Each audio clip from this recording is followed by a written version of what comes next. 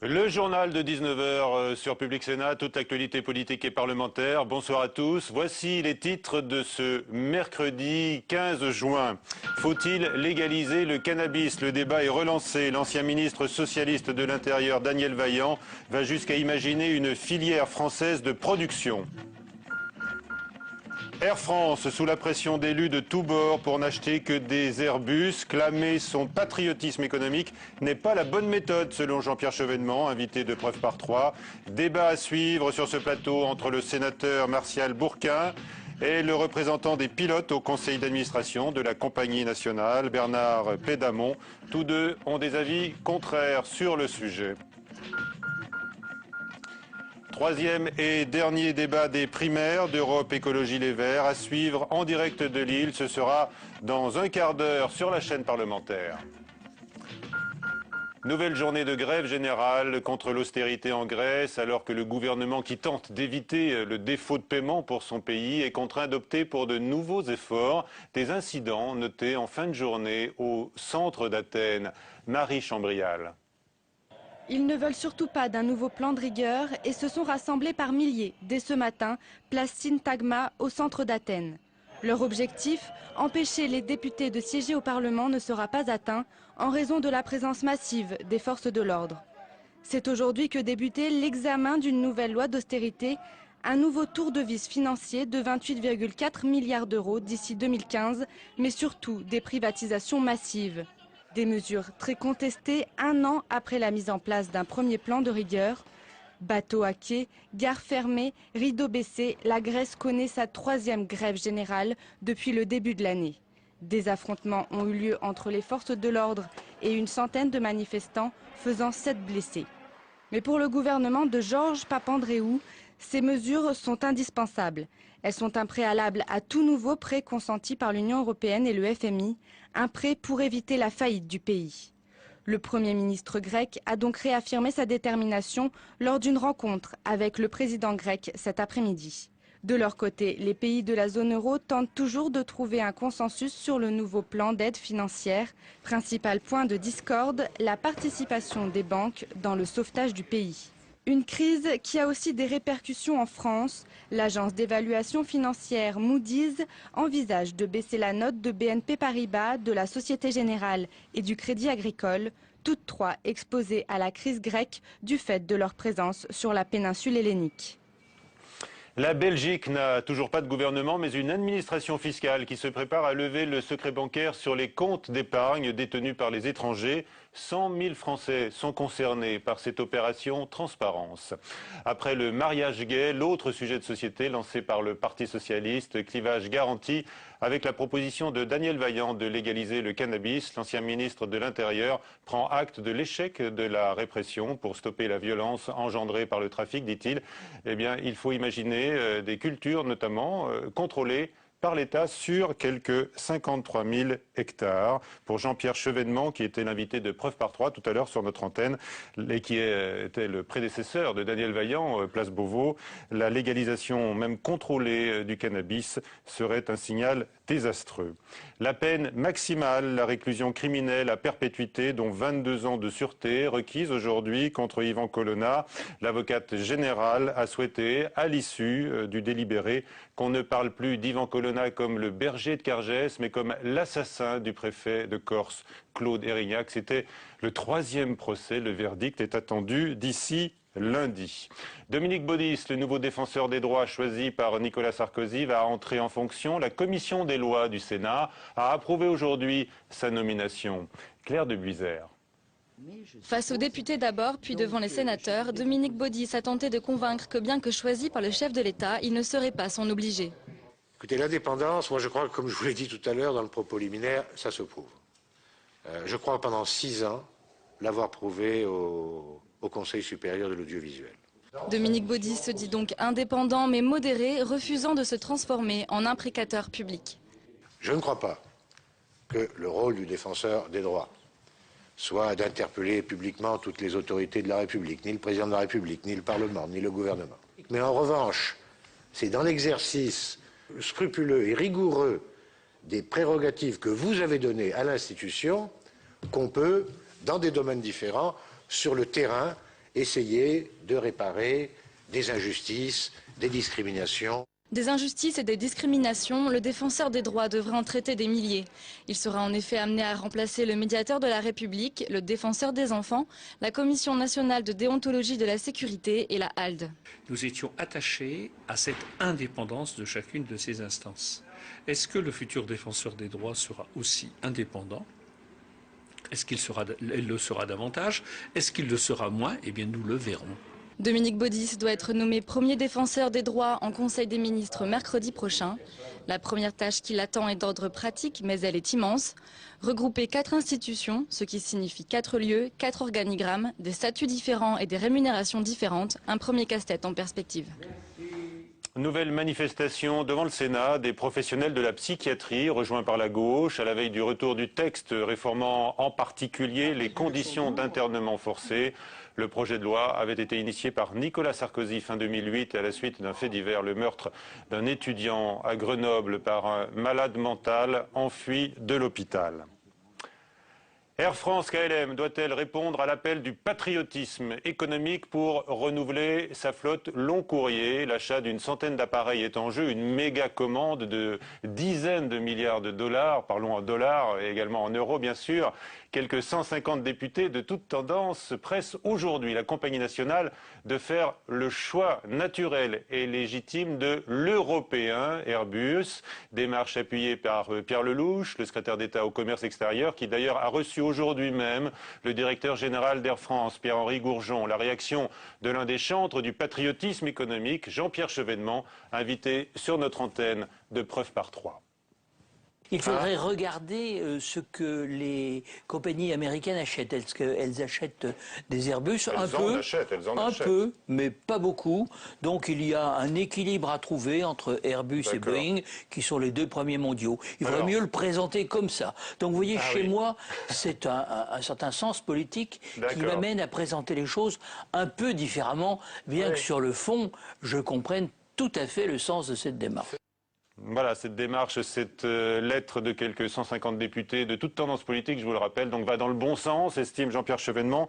Oui au patriotisme, mais attention quand même au retour de bâton. Si on le clame trop fort, c'est un petit peu ce que disait à l'instant Jean-Pierre Chevènement. Avec nous donc sur ce plateau, Martial Bourquin, bonsoir. Bonsoir. Vous êtes sénateur socialiste du Doubs et mobilisé, on le sait, sur la question de la désindustrialisation. Face à vous, Bernard Pédamon, bonsoir. Vous êtes le représentant des pilotes au conseil d'administration d'Air France KLM. Alors, Martial Bourquin, d'abord, Airbus et ses dizaines de milliers d'emplois plutôt que Boeing, vous signez cet appel? Évidemment, parce que quand je regarde notre balance du commerce extérieur, quand je vois la désindustrialisation massive du sol français et de l'Europe, je me dis, autant que ce soit Renault, que ce soit Air France, y compris PSA, on a besoin d'une industrie forte. Et je regardais Lufthansa, ils font appel beaucoup à Airbus. Le long courrier, je crois que c'est 60-40 à peu près, 60% pour Boeing, 40% pour Airbus. Ce que disait Jean-Pierre Chevènement me va tout à fait. C'est-à-dire qu'il fallait rééquilibrer, c'était le moment de passer une commande forte avec Airbus. Il faut savoir que derrière ces commandes, il y a des milliers d'emplois. Et qu'il y a 4 millions de personnes sans emploi en France et qu'on connaît une désindustrialisation massive. C'est cela qui doit justifier nos actes. Alors, Bernard Pédamon, comment est-ce que vous recevez cette pression politique insistante et confirmée sur ce plateau? Alors, indiscutablement, je trouve ça très surprenant. Je suis stupéfait. Je voudrais rappeler un certain nombre de chiffres, un certain nombre de faits. Air France KLM, c'est un groupe privé depuis 2004. Avec une participation de l'État français. De l'État, de 16%. 16% exactement. Les salariés détiennent 10% du capital. Donc l'actionnaire de référence, c'est l'État français, 16% du capital. Mais ce n'est pas l'actionnaire majoritaire. Depuis 2004, c'est un groupe privé. Donc ces questions de flotte, elles sont d'abord le sujet de la direction de la flotte. Et c'est sur des considérations qui sont économiques, financières, sociales, commerciales, que les décisions doivent être prises. Comme citoyen, j'entends ce discours-là, mais ce que je voudrais souligner, c'est que dans un groupe de 102 000 personnes, le groupe Air France KLM, 65 000 salariés sont en France, travaillent sur le sol français. Pourquoi ne parle-t-on jamais du problème de l'emploi dans les compagnies aériennes? Les compagnies aériennes, dans la chaîne de valeur du transport aérien, les compagnies aériennes sont celles qui ont les marges les plus faibles. On est face à des constructeurs aéronautiques, face à un duopole. Airbus et Boeing, comment voulez-vous que dans un appel d'offres pour 100 appareils, on puisse se passer d'Airbus? Il y a 2 types d'appareils, il y a 2 constructeurs dans le monde, Airbus et Boeing. Seulement, comme membre du conseil d'administration, moi, ma préoccupation, c'est de toucher les avions, c'est de récupérer des avions qui répondent parfaitement à nos besoins, c'est de répondre des avions qui sont au meilleur prix parce que nous n'avons pas des marges suffisantes pour se payer les avions. Et c'est simplement... Et c'est pour ça que moi, ça me paraît, cette intervention, je suis tout à fait étonné que autant de députés puissent y participer. On est dans une économie de marché. Nos clients, on va les chercher à plus de 50% à l'extérieur de la France. On est soumis à une concurrence farouche. Laissons un groupe privé leader, un des leaders du transport aérien mondial, choisir ses fournisseurs librement. C'est une question qui dépend du conseil d'administration. Je pense que c'est effectivement une question du conseil d'administration. Quand l'État a une part, même minoritaire, 16%, a son mot à dire. Et quand même, quand on voit le désastre de la désindustrialisation en France, vous ne pouvez pas, monsieur, être insensible à cette situation. Vous ne pouvez pas faire comme si ça n'existait pas. Vous ne pouvez pas... On serait en plein boom économique. Il y aurait le plein emploi. On pourrait discuter de ces choses-là. Mais regardez, Lufthansa, pourquoi ils vont vers Airbus systématiquement? Pourquoi ils ont 100% quasiment de leur flotte qui est... Alors vous vous trompez. Non, ces chiffres ne sont pas là. C'est absolument sur pas les ça. longs courriers. Hein, je parle des longs courriers. Je vais vous dire. On parle de marché pour la flotte long courrier d'Air France. Attendez, je vais essayer de finir, monsieur. Je pense que vous parlez des compagnies aériennes et je partage votre souci d'avoir des compagnies aériennes fortes au niveau international. Cependant, la question de l'emploi, ces avions qu'on fabrique, ce savoir-faire, j'ai inauguré, j'étais dans l'Airbus A380. C'est un trésor de technologie. Il faut être fier de sa technologie et il faut la promotionner. Moi, vous savez, une France ouverte, d'accord. Une Europe ouverte, d'accord. Une Europe offerte et une France offerte, pas d'accord. Et j'ai l'impression que ce système d'appel d'offres, où on ne prend pas la question de la proximité, où on ne prend pas les questions d'emploi, les questions d'environnement, c'est une façon très libérale de concevoir les choses. C'est ce qui nous a amené à 16% de production manufacturière en France dans notre économie. Qu'est-ce que ça change fondamentalement pour vous qui êtes aux commandes notamment de temps en temps d'un 777 de Boeing? J'ai été commandant de bord sur Et il n'y a pas l'équivalent en Airbus? J'ai été commandant de bord sur Airbus A320 pendant 7 ans. C'est un très bon avion. Je rappelle que toute la flotte d'Air France, 135 appareils sur moyen courrier, est équipée d'Airbus A320. Et sur le long courrier, c'est pas possible d'arriver à A320, A321, tous ces avions, A318 compris, sont des avions de la gamme Airbus. Donc le moyen courrier d'Air France... Mais pour le long courrier, c'est pas possible d'arriver à 100%? En 2004, nous avons fait un choix. Il y avait 2 avions qui étaient en balance, l'A340-600 et le Boeing 777-300. Nous avons choisi le Boeing 777-300 parce qu'il surclassait l'A340-600. Et l'A340-600, j'en veux pour preuve qu'il ne se vend plus. Donc, je crois... Moi, simplement, même si je suis sensible... Un acte de confiance dans l'Airbus 350, qui est en concurrence avec le Dreamliner américain. Je suis sensible aux considérations comme citoyen. Je veux dire, je suis sensible à ces notions-là. Mais je voudrais aussi qu'on protège l'emploi français. Je vous donne un exemple quand même pour l'illustrer. Celui des compagnies. Parce qu'en réalité, c'est un problème de compétitivité qu'on pose. Et Air France souffre d'un problème de compétitivité. Comme les grandes entreprises françaises, je vous renvoie vers ce que disait Philippe Varin, le PDG de Peugeot. Si on peut en parler, ça serait bien. Parce que Aulnay qui peut fermer, et sur des problèmes de compétitivité. Qui peuvent je vais vous donner un exemple. Je vous donne un exemple. Laissez-moi terminer. Laissez-moi terminer simplement. En quelques mots, mais c'est la même chose. Sur la Lufthansa, vous me citiez la Lufthansa. Le groupe Lufthansa, c'est 107 000 salariés. Ils habitent en Allemagne, en Suisse, en Belgique, en Autriche. La masse salariale du groupe Lufthansa, c'est 6,7 milliards d'euros. La masse salariale du groupe Air France KLM, c'est 7,3 milliards d'euros pour 15 000 salariés de moins. Ce qui veut dire que si l'on ramenait au même nombre de salariés, les charges patronale sur l'emploi dans notre pays, c'est 1 milliard d'euros d'écart avec la Lufthansa, monsieur. Alors, monsieur le sénateur, moi je veux bien, mais le vrai problème, c'est le problème de la compétitivité des entreprises françaises. Et avant de choisir et d'intervenir dans le choix de nos fournisseurs, rétablissez la compétitivité des entreprises françaises. Qu'est-ce que vous demandez? Vous culpabilisez les salariés qui travaillent, qui ont des salaires souvent auprès du SMIC. Et le problème n'est pas un coût du travail. Le problème, c'est d'abord une volonté politique, une culture industrielle. Vous avez perdu cela. Tous ceux qui prennent des décisions dans ce pays ont perdu cette culture industrielle. On a vu fermer nos usines et on continue à faire ce qu'il ne faut pas faire et on continue à fermer des usines. Airbus, on fait baisser l'emploi. Bien sûr, mais c'est le moment d'Airbus là. C'est formidable. Cette commande de 10 milliards lui est absolument indispensable. Comme chez PSA, il faut garder ces entreprises. On avait dit qu'aucune entreprise... C'est trop facile de venir vers l'État quand tout le monde est en difficulté, où l'État doit débourser... C'était le cas d'Air France. Et c'était le cas d'Air France. Et après, on n'a plus rien à voir, il n'y a plus que 16%, c'est une entreprise privée. C'est trop facile, monsieur. Vous savez très bien que l'État est un partenaire indispensable. Non seulement actionnaire, mais indispensable. Et il faut penser au site France. Il faut penser à l'Europe. Et je pense que si on a... eux, ils portent les couleurs de la France sur leur avion. Je suis très étonné de l'orientation de vos propos. Mais parce que vous pensez... Il faut que ces commandes aillent au site France. Au site Airbus, mais vous ne pensez pas au groupe de transport aérien. Mais les compagnies aériennes françaises, regardez un peu, il n'y a pas une seule compagnie low cost. Il n'y a pas une seule compagnie low cost en France. Pourquoi? Parce que les coûts qui pèsent sur le transport aérien sont considérables. Vous voulez pas admettre que finalement on protège de grands. Vous ne demandez pas des alignements de prix. Attendez, vous ne voulez pas admettre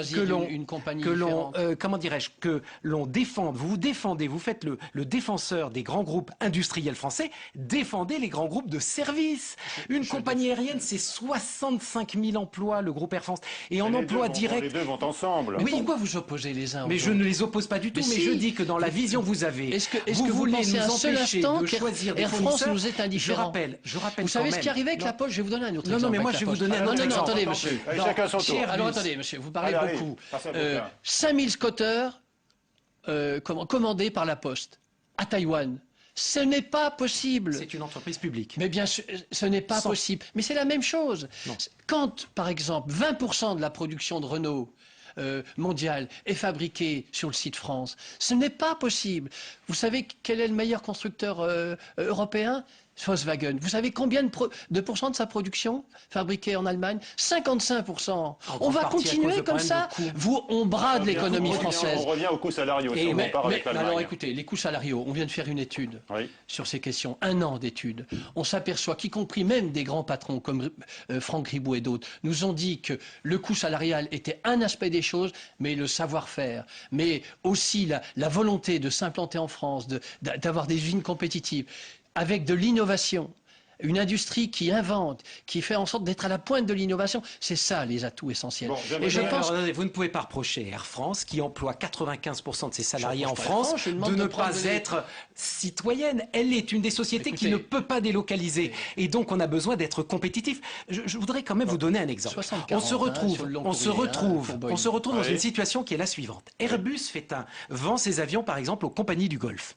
Une fois qu'elle a vendu ses avions, ses A380 à Emirates, on peut la citer comme compagnie du Golfe, que se passe-t-il ensuite? Ensuite, pression du gouvernement des Émirats Arabes Unis pour obtenir de nouveaux droits de trafic sur la France et sur l'Europe d'une manière générale. Qu'est-ce qui se passe? Il se passe qu'on rend la compétition encore plus difficile pour nos compagnies. Vous dites qu'Airbus est un concurrent, en fait, peut peser négativement sur la vie d'Air France. Absolument. Non seulement elle vend des A380 dans les compagnies du Golfe, mais en plus elle va demander, par l'intermédiaire d'organisations de choses très bien léchées, elle pousse les gouvernements à obtenir de nouvelles... Est-ce que j'interprète votre déclaration comme c'est un prêt pour un rendu? Non? Non, pas du tout. Ah bon? Non, mais ce que je suis en train de dire, c'est que lorsque les marchés sont complètement... Attendez, laissez-moi terminer. Lorsque les marchés sont complètement ouverts, complètement dérégulés, qu'en matière de droits de trafic, on laisse venir des compagnies du Golfe sur le sol français, elles n'ont pas de clientèle, prendre toute la clientèle. On met en difficulté les groupes français et européens.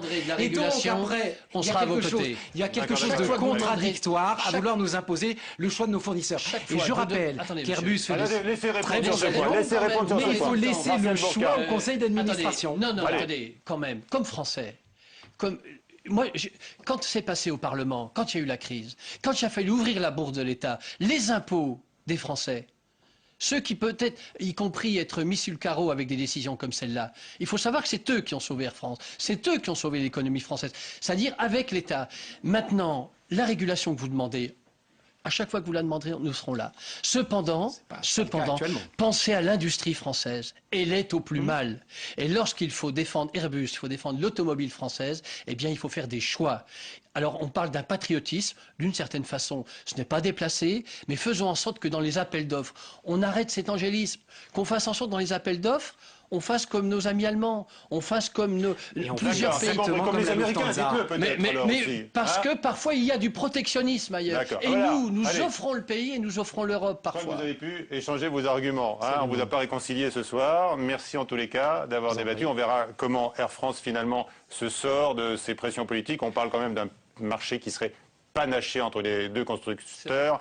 Il y a deux différences entre la 350 et le Boeing 787. La 350, pour le moment, est un avion de papier qui n'a toujours pas volé. Et le Boeing 787 s'est envolé et devrait être livré prochainement. Donc ça fait une petite différence. Il y a une différence. Bon, voilà. Donc, il y aura en tous les cas, clairement, c'est des dossiers qui sont des dossiers très sérieux.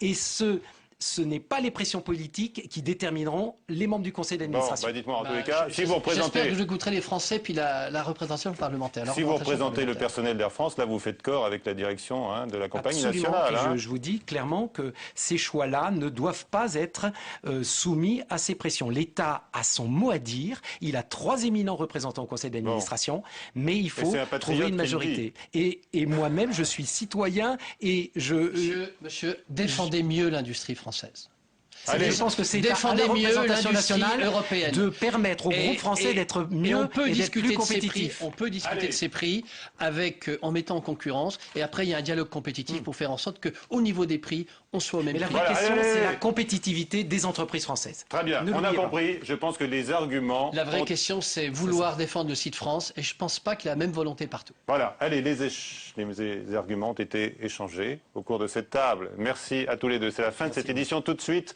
nous allons partir pour Lille pour le 3e débat des primaires d'Europe Écologie Les Verts. Et Cécile Duflot est déjà micro en main pour présenter cette nouvelle étape importante qui attend bien sûr les candidats à la présidence. Confiné dans la ville, il est fort doux de perdre son regard dans le beau visage ouvert du ciel.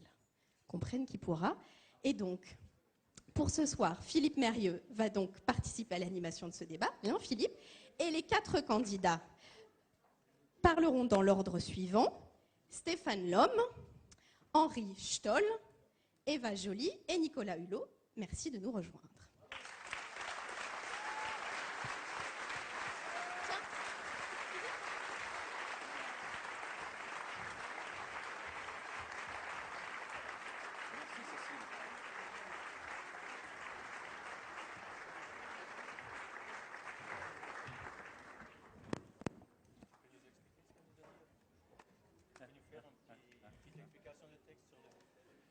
Bonjour à toutes et à tous. Bonjour Eva, bonjour Stéphane, bonjour Nicolas, bonjour Henri. Vous allez donc, comme chaque fois, avoir à prendre la parole devant tous ceux et toutes celles qui nous écoutent ici, qui nous écoutent aussi à travers Internet, pour dire ce qui vous spécifie dans cette bataille que nous menons pour faire gagner les idées de l'écologie politique. Alors c'est vrai, ceux et celles qui regardent ces primaires de l'extérieur, et parce que il y a nécessairement, comme l'a dit Cécile, une partie de compétition, peuvent s'imaginer qu'il y a plus de choses qui vous séparent que de choses qui vous réunissent. Je voudrais dire ici, à vous et à tout le monde, qu'il y a beaucoup de choses qui vous réunissent. Vous avez tous signé, bien sûr, le manifeste pour une société écologique qui indique quelles sont les perspectives dans lesquelles nous travaillons ensemble. Vous avez tous souscrit également à la charte des valeurs qui est structurante d'Europe Écologie Les Verts, qui est le texte liminaire à nos statuts.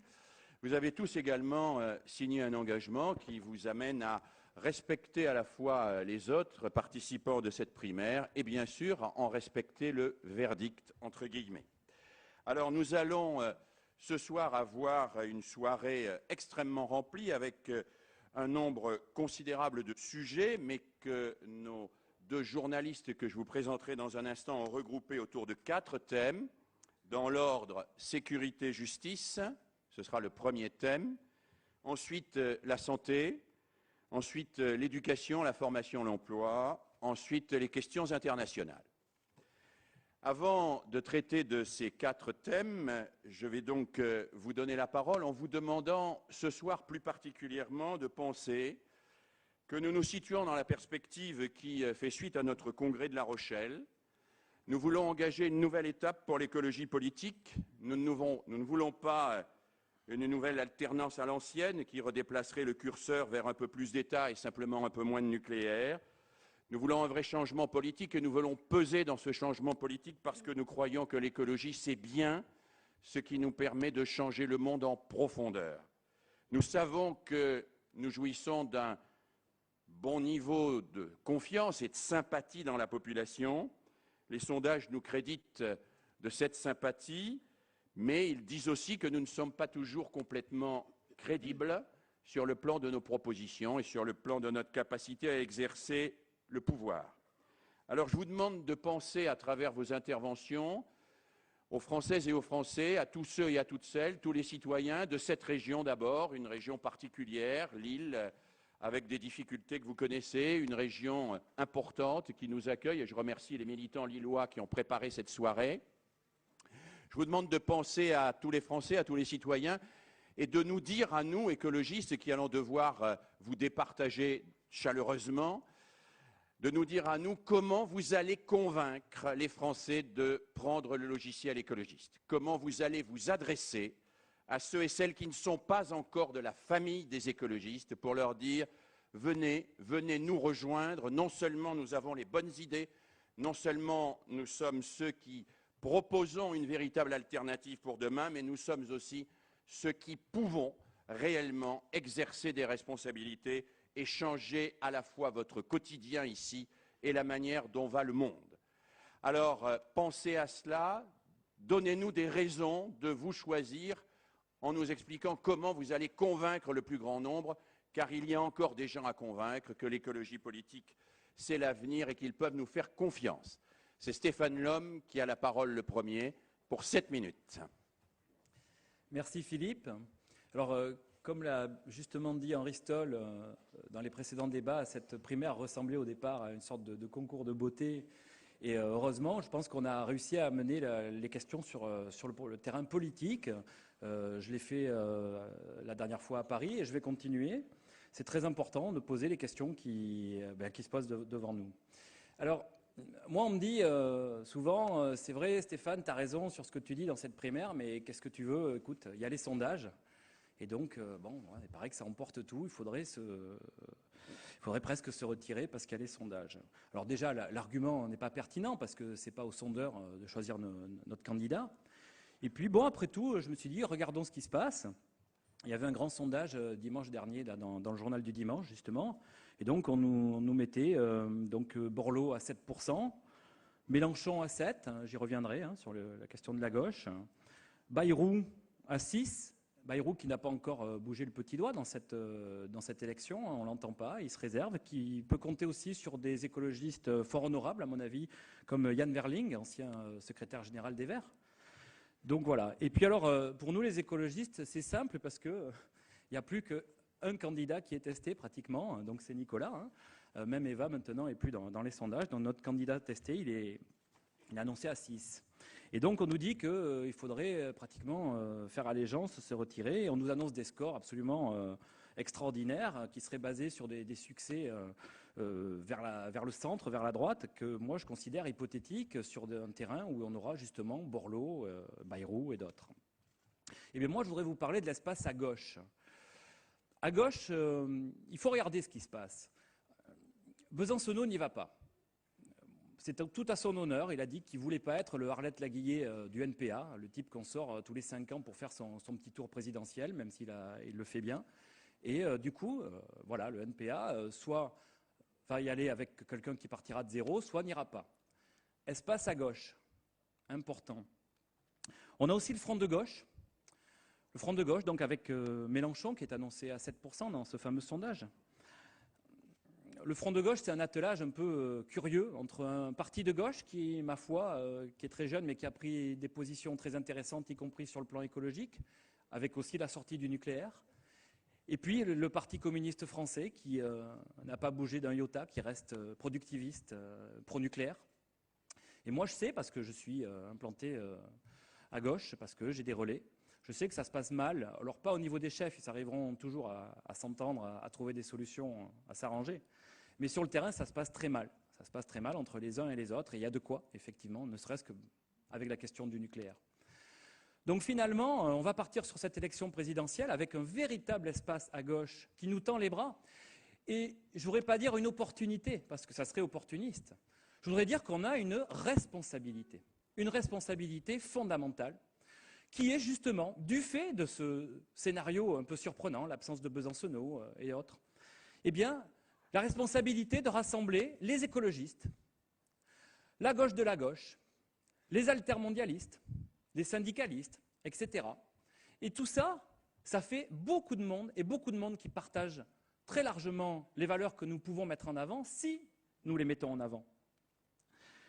Alors, moi, je voudrais quand même revenir un petit peu aussi sur ce qui s'est dit à Paris. Alors, Nicolas, on a parlé de poésie tout à l'heure, donc il a été applaudi quand il a dit qu'il fallait être radical en humanité, où il a dit « Nous pouvons écrire ensemble la grande histoire de l'humanité ». Bon, alors, je veux bien, hein, mais je pense qu'il faut aussi se pencher sur des déclarations beaucoup plus politiques de Nicolas, qui nous a dit: il ne faut pas opposer le public et le privé, il ne faut pas opposer les riches et les pauvres.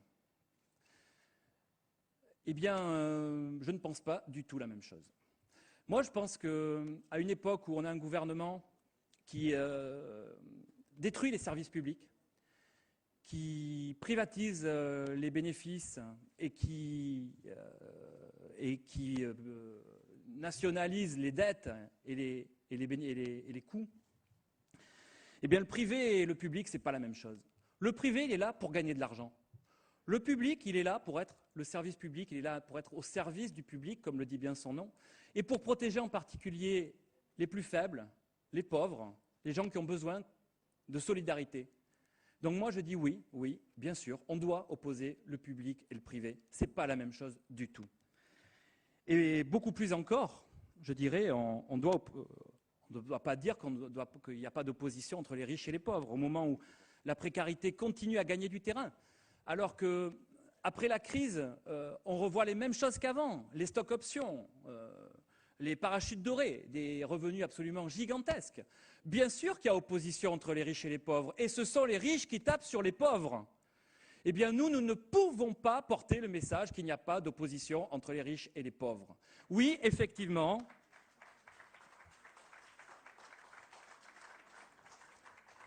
et je reviendrai d'ailleurs plus tard certainement dans le débat sur la taxe carbone, qui à mon avis est une grave erreur qui, si elle était mise en place, ne ferait pas qu'avantager le nucléaire, mais aussi frapperait de plein fouet les ménages les plus modestes, qui n'ont pas beaucoup d'autres solutions la plupart du temps que d'utiliser leur voiture pour aller travailler. Donc ça, c'est l'écologie punitive. Une minute, Stéphane. J'ai entendu aussi dire, Nicolas, je veux apaiser le pays. Eh bien moi non, je ne pense pas. Moi je pense que le pays doit se réveiller, le pays doit s'indigner. On voit ce qui se passe dans d'autres pays, dans d'autres continents. Oui, le pays, oui, nous devons participer à un mouvement qui renversera l'ordre établi. Oui, bien sûr, il y aura une opposition entre les riches et les pauvres. Oui, il faudra prendre l'argent où il est, en particulier dans les multinationales, dans les banques, chez les pétroliers, pour financer la reconversion écologique, pour financer